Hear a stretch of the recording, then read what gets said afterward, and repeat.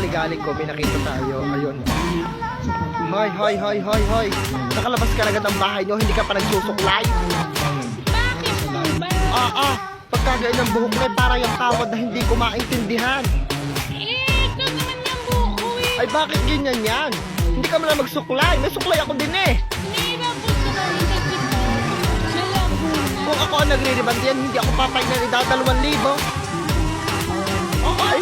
Libre nga lang kasi ganito naman po. Parang yung ano, ay parang hindi maintindihan ang tawad na tansi na hindi ko maintindihan. Bakit ka kayo nagagalit po? Ay, magsuklay ka. Anong pangit? Ganyan po talaga yan. Ay, taga saan ka gaineng? Kaganahan po. Oh, ay bakit kayang ka? Pumunta ka doon ha, sige susuklayin ko. Saan ka nagtama? Doon sa ano, baliti. At ang suklay, oh, bakit ang buhok mo? Ay, mama ka. Hindi, may bayad, 20. Ano? Wala po akong pera.